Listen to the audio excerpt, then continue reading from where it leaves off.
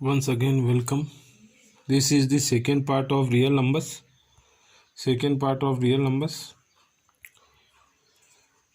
Here I will be solving third and fourth exercise, second exercise, and by this we'll be completing real numbers chapter. As I said you yesterday, there are many fixed methods which we have to follow. By doing practice, you can get habituated to the methods. This is chapter, very easy chapter it is,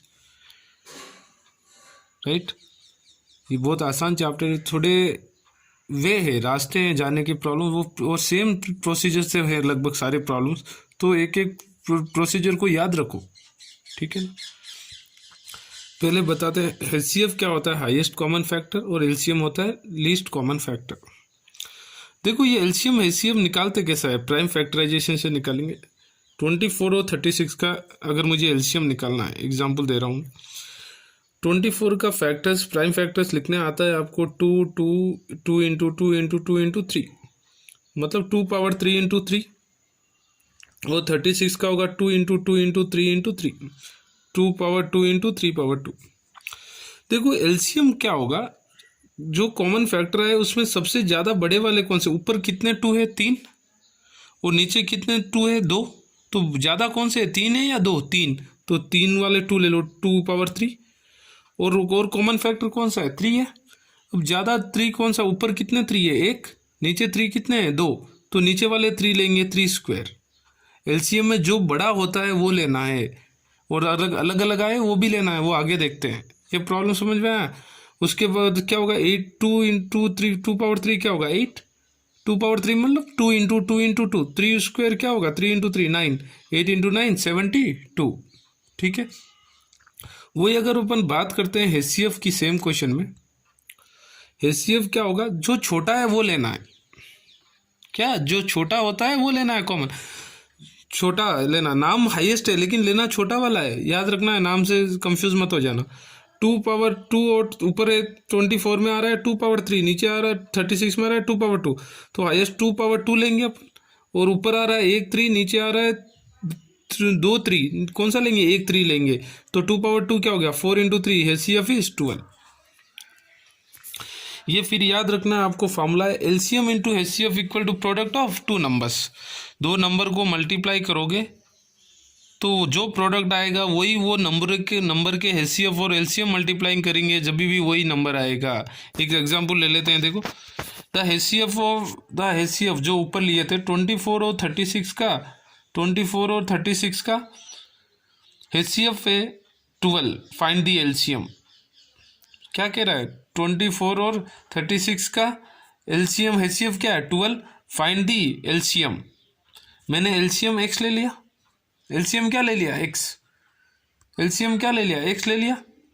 LCM into HCF equal to क्या है, product of 2 number से. LCM क्या लिया था, x into 12 equal to क्या होगा 24 into 36.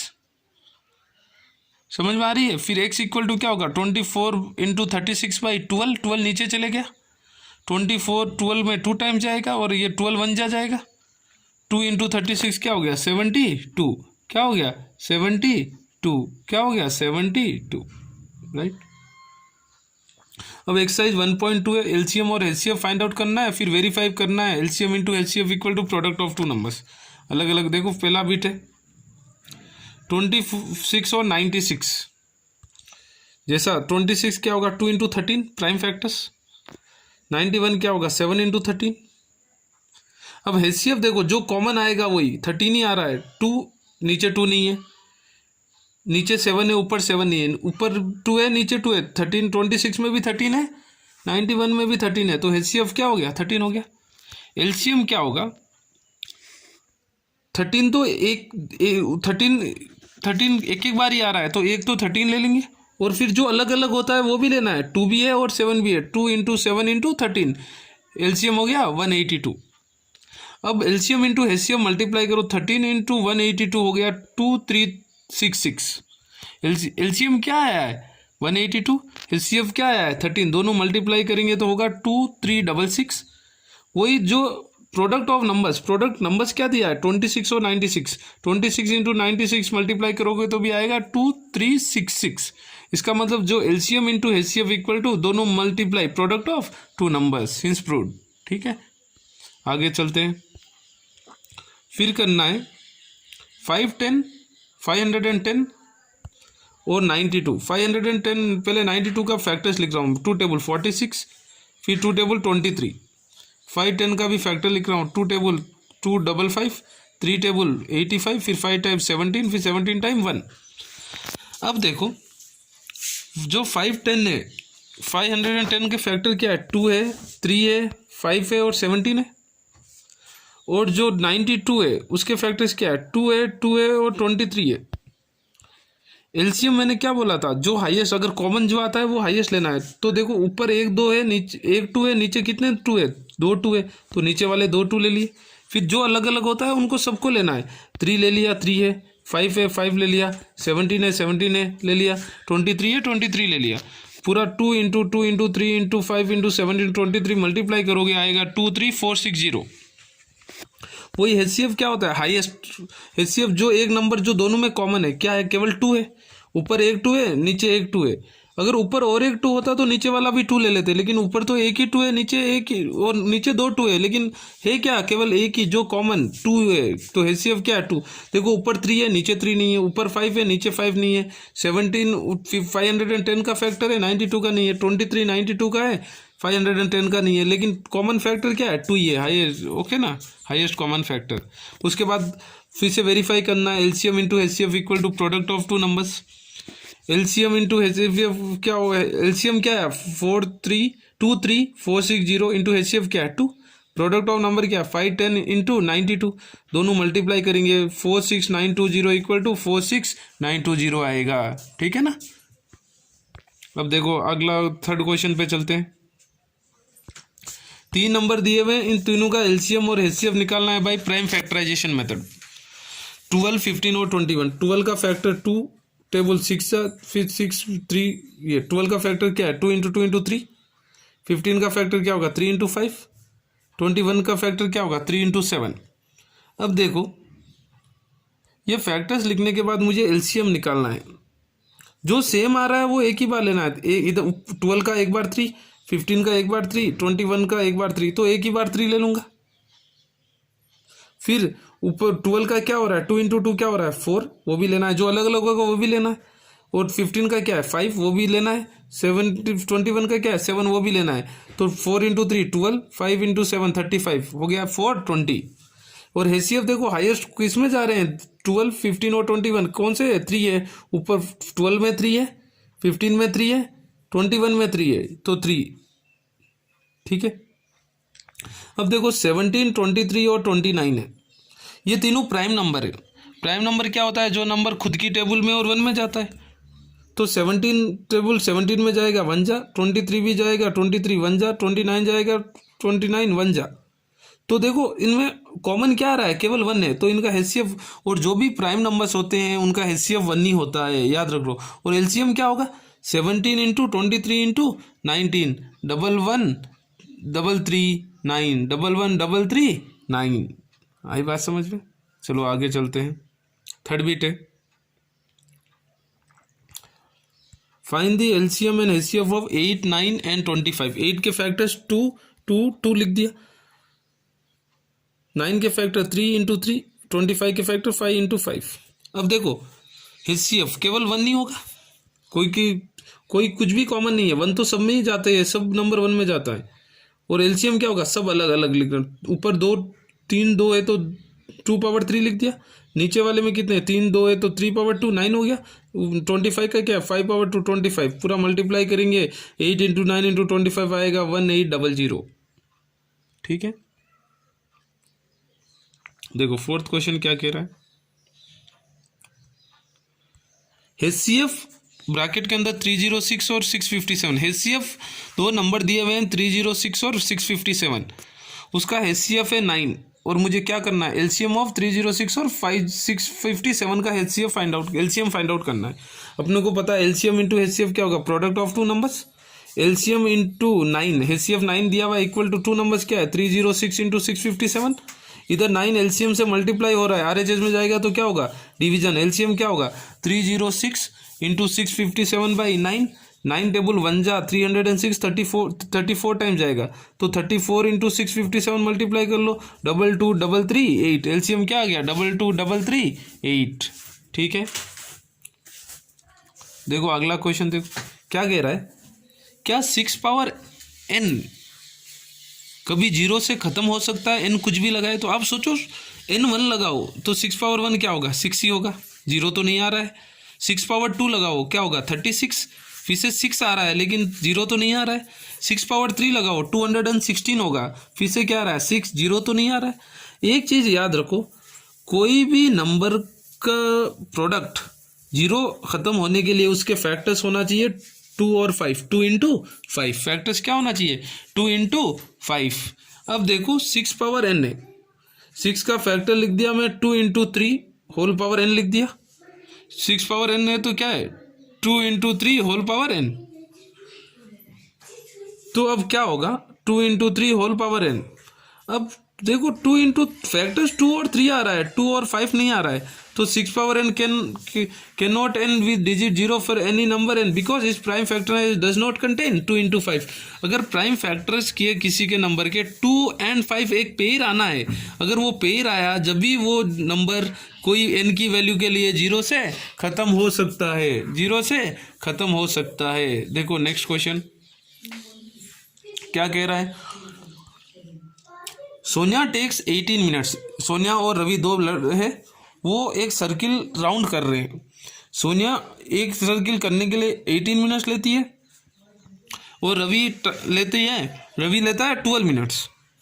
अब वो क्या कह रहे हैं, एक ही डायरेक्शन में भागना चालू किए और एक ही पॉइंट से स्टार्ट किए, वो कब वापस मिलेंगे कब, कम से कम टाइम में मिलेंगे। वो अपन को हैसियत ज़्यादा से ज़्यादा बार 2 दिन के बाद भी मिलेंगे, 3 दिन के बाद भी मिलेंगे, कोई मीनिंगलेस नहीं है, मिलते रहेंगे बार बार, कभी तो कभी मिलते रहेंगे। लेकिन मुझे क्या पूछ रहा है, कम से कम टाइम, सबसे पहली बार कब मिलेंगे, कम से कम टाइम। एलसीएम फाइंड आउट करना है किसका, 18 और 12 का। 18 का प्राइम फैक्टर सेम 2 9 क्या हो गया, 18 2 इंटू 3 इंटू 3, 12 क्या हो गया 2 इंटू 2 इंटू 3। अब देखो मैंने एलसीएम क्या बोला था, हाईएस्ट जो होता है 18 का क्या हो रहा है 3 स्क्वायर हो रहा है, और 12 में क्या आ रहा है, एक ही 3, कौन सा लोगे 3 स्क्वायर। 18 में 2 कितने बार आ रहा है, एक बार, और 12 में 2 कितना आ रहा है 2 स्क्वायर, क्या लोगे 2 स्क्वायर। 3 स्क्वायर क्या हो गया 9, और 2 स्क्वायर क्या हो गया 4, 9 इंटू 4 क्या हो गया 36 मिनट्स। तो कितने टाइम के मिलेंगे, they will meet again after 36 minutes. ठीक है ना। देखो ये है एक्सरसाइज 1.3, एक मॉडल √5 √3 √7 √2 सब आप करना है। एक क्वेश्चन, ये प्रोसीजर याद रखना, √5 इज इरेशनल। सबसे पहले ऐसा √5 हो, √2 हो, √7 हो, √3 हो, सेम प्रोसीजर है। ये एक स्टैंडर्ड प्रॉब्लम है और very very important from board exam point of view. 3 number के लिए ये मॉडल पूछता ही है, √2 √5 √3 √7 कोई एक क्वेश्चन। पहले अज्यूम कर लो कॉन्ट्रेरी से √5 रैशनल अज्यूम कर लो। अगर रैशनल नंबर क्या होता है, which can be express in p/q form, तो मैंने √5 इक्वल टू ले लिया a/b। a and b are co prime numbers. क्या है, a and b are co prime numbers. Co prime number क्या होते हैं, जैसा 2 और 3, मतलब जिसका हैसियत 1 हो। 2 और 3 का हैसियत क्या है, किस में जा रहे हैं दोनों, एक ही टेबल में किस में जाएंगे, 2 में जाएंगे और 3 में जाएंगे, खुद की टेबल में जाएंगे और 1 में जाएंगे। हैसियत क्या है 1। तो ए और बी क्या है, को प्राइम नंबर्स। इसका मतलब को प्राइम नंबर क्या होता है, जिसका हैसियत 1 होता है। इसको मैंने क्रॉस मल्टीप्लाई किया, ए इक्वल टू क्या हो गया √5b, SOBS कर दिया, स्क्वेयरिंग ऑन बोथ साइड्स। क्या हो जाएगा, √5 का होल स्क्वायर क्या हो गया 5b स्क्वायर, ए का स्क्वायर क्या, ए का क्या हो गया a स्क्वायर, तो b स्क्वायर क्या हो जाएगा a²/5। नीचे उधर 5b स्क्वायर से मल्टीप्लाई हो रहा है, ये साइड आएगा तो a स्क्वायर से डिवाइड हो जाएगा। अब देखो इसका मतलब क्या हो रहा है, a square is divisible by 5, divide कर रहा है तो डिविजिबल है, तो ऑटोमेटिकली a भी डिविजिबल बाई 5। देखो आप 3 square is divisible by 3, 3 square is divisible by 3, तो 3 भी डिविजिबल बाई 3 होगा ना, क्योंकि 3 3 = 1 और 3 स्क्वायर क्या है 9, 9 डिवाइडेड बाई 3 क्या होगा 3। अगर किसी नंबर का स्क्वायर कोई नंबर से डिवाइड होता है तो वो नंबर भी उस नंबर से डिवाइड होगा। अगर a स्क्वायर डिविजिबल बाई 5 है तो a भी डिविजिबल बाई 5। समझ में आया? ये एक। उसके बाद नेक्स्ट स्टेप क्या, ये प्रोसीजर है as it is. A equal to 5c, a equal to 5c को 2 ले लो, ये 5b² equal to a² equation 1 ले लो।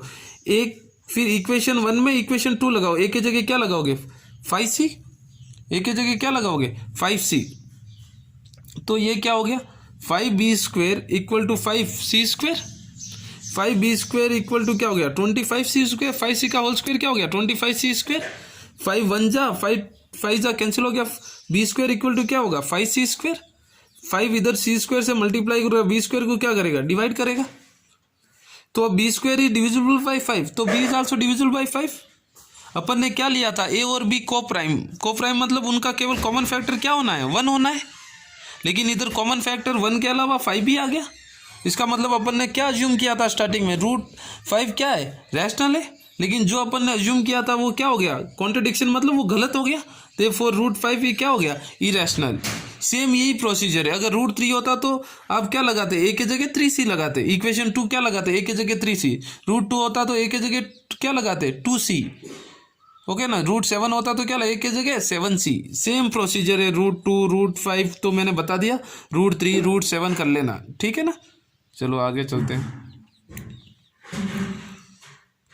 1/√2 इज इरेशनल प्रूफ, सेम वैसा ही सेम प्रोसीजर, सेम स्टेप से। Let assume by contrary 1/√2 is rational, rational है तो क्या होगा number which can be expressed by a and बी, क्या है co prime number. 1/√2 equal to a/b, cross multiply करोगे तो क्या होगा √2a इक्वल टू b, इधर b क्या हो रहा है मल्टीप्लाई वो साइड जाएगा तो क्या होगा b a इधर √2 से मल्टीप्लाई हो रहा है, RHS जाएगा तो क्या होगा b से डिवाइड हो जाएगा, b/a इक्वल टू √2।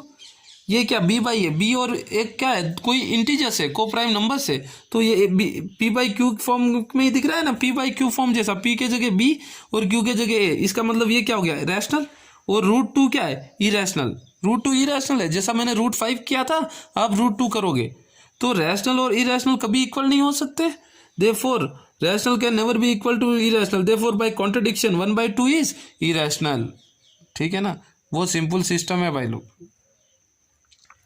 अगर 7 + 7 √5 बोलता है तो same let us assume that 7 √5 is rational, rational है तो 7 √5 क्या होगा a/b, a/b हो गया, a/b हो गया, तो a and b are co prime numbers, a and b are co prime numbers. उसके बाद क्या करोगे 7 √5 इक्वल टू 7 उधर मल्टीप्लाई हो रहा था √5 से, इधर क्या हो जाएगा डिवीजन हो गया। तो अब देखो √5 क्या है इरेशनल है, मैंने अभी प्रूव किया था फर्स्ट क्वेश्चन, और इधर क्या हो गया a/7b, ये क्या होगा रैशनल होगा। 7 रहना तो a और b कोई नंबर लगाओगे तो अब क्या होगा रैशनल ही होगा, p/q फॉर्म में ही। तो irrational can never be equal to rational, therefore 7 √5 is irrational. आई बात समझ में। अब देखो चलते हैं 6 √5, ये भी लेट अज्यूम कॉन्ट्ररी, कॉन्ट्ररी से जाना है अपन अजम्पशन से, पहले रैशनल अज्यूम करना है। 6 √5, 6 + √5 इज रैशनल, 6 + √5 इक्वल टू क्या है a/b, क्या है a/b, रैशनल है तो a/b। 6 को मैंने वो साइड भेज दिया तो √5 इक्वल टू क्या होगा a/b - 6, ठीक है। फिर अगर मैं एलसीएम लिया, मैंने एलसीएम लिया तो क्या होगा √5 इक्वल टू a - 6b/b। √5 क्या है इरेशनल है, मैंने प्रूव किया, और a - 6b/p ये कैसा है p/q फॉर्म जैसा, ये a और b कुछ लग लो, ये क्या हो गया rational. Irrational can never be equal to rational, therefore 6 + √5 is irrational, ठीक है। चलो लास्ट कॉन्सेप्ट, ये एक थ्योरम का स्टेटमेंट है, क्या कह रहा है, जो कोई भी नंबर टर्मिनेटिंग कब होगा, जब उसके डिनोमिनेटर के फैक्टर्स केवल 2 हो, या केवल 5 हो, या केवल 2 और 5 हो। अच्छी तरह दिमाग में लगाना है, कोई भी नंबर टर्मिनेटिंग मतलब नॉन रिपीटिंग मतलब नॉन रिअकरिंग, मतलब कब खत्म होगा, कब होगा जब उसका डिनोमिनेटर के फैक्टर केवल 2 हो, या केवल 5 हो, या दोनों 2 और 5 हो। देखो ये सोचो 100, ये टर्मिनेटिंग है या नॉन टर्मिनेटिंग, मतलब denominator can be express in 2n into 5m form. अगर 2n या 5m फैक्टर्स है डिनोमिनेटर के, देन इट इज टर्मिनेटिंग। देखो 100 है, 33/100 ये टर्मिनेटिंग है या नॉन टर्मिनेटिंग है 0. अब देखना है अपन को 100 के फैक्टर्स लिखो, क्या आएगा 2 पावर 2 5 पावर 2, केवल फैक्टर्स क्या है 2 and 5 है, तो ये क्या हो गया टर्मिनेटिंग, क्या हो गया टर्मिनेटिंग। उसी तरह देखो 13/3125 है, डिनोमिनेटर के फैक्टर्स लिखो, क्या हो रहा है केवल 5 ही आ रहा है, 5 पावर 5, तो ये क्या है टर्मिनेटिंग। फिर 17/8 है, 8 के फैक्टर्स लिखो, डिनोमिनेटर के क्या आ रहे हैं केवल 2 2 2 आ रहा है, केवल क्या हो रहा है फैक्टर 2 पावर 3 केवल 2 ही है, तो ये क्या है टर्मिनेटिंग। जब डिनोमिनेटर के फैक्टर्स 2 हो या 5 हो या 2 and 5 हो, जब वो होता है, अब देखो ये है 4 5 5, ऊपर 64 को कैसा लिख सकते हैं 2 power 6, numerator he not important, denominator देखना है। डिनोमिनेटर में देखो क्या है 4 5 5 के फैक्टर क्या होगा 5 × 7 × 13, 5 तो है लेकिन 5 के अलावा और कुछ 2 है, 2 नहीं है, 2 के अलावा और दूसरे हैं 7 हो, तो ये क्या होगा नॉन टर्मिनेटिंग। 15 है, 15 कैसा लिख सकते हो 3 × 5, 1600 के फैक्टर क्या होंगे 2 पावर 6 × 5 × 5, एक 5 कैंसिल, सॉरी एक 3 और एक 3 है, ये एक 3 कैंसिल, ठीक है ना। 1600 के फैक्टर्स क्या हो गए 2 पावर 6 × 5 × 3, एक 3 कैंसिल, ऊपर क्या बचा हुआ है केवल 5 बचा हुआ है, और नीचे क्या है 2 पावर 6 × 5, नीचे फैक्टर देखो 2 and 5 ही है, इसके अलावा कुछ नहीं है, 3 कैंसिल हो गया, ये क्या हो गया टर्मिनेटिंग। एक बार देख लेना, ठीक है। अब 6 × 15 है, देखो 6/15 है, 6 को कैसा लिख सकते हैं 2 × 3, 15 को कैसा लिख सकते हैं 3 × 5, 3 कैंसिल, क्या बच गया 2/5, 2 डिनोमिनेटर क्या है केवल 5 है, ये क्या है फिर से टर्मिनेटिंग, ठीक है ना। ये ठीक है ना, ये क्वेश्चन एक बार तुम लोग वापस करना, ठीक है ना। मेरे ख्याल से नॉन टर्मिनेटिंग है, मैंने हरी भरी में ऐसा लिख दिया, ठीक है, चेक कर लेना एक बार। अब देखो ये है लास्ट क्वेश्चन, ये क्या है टर्मिनेटिंग है, क्योंकि खत्म हो जा रहा है डेसिमल के बाद, टर्मिनेटिंग हरदम रैशनल होते हैं, और ये देखो 0.102 रिपीट होते जा रहा है, कहीं नहीं हो रहा है, ये क्या है इरेशनल नंबर है, कोई इरेशनल नंबर है। और ये जो भी बार होते हैं वो नॉन टर्मिनेटिंग होते हैं, और जो भी नॉन टर्मिनेटिंग होते हैं वो क्या होते हैं रिपीटिंग होते हैं, और जो रिपीटिंग होते हैं वो क्या होते हैं रैशनल होते हैं। इससे अपना चैप्टर खत्म हो गया, कल कोई नया चैप्टर स्टार्ट करेंगे।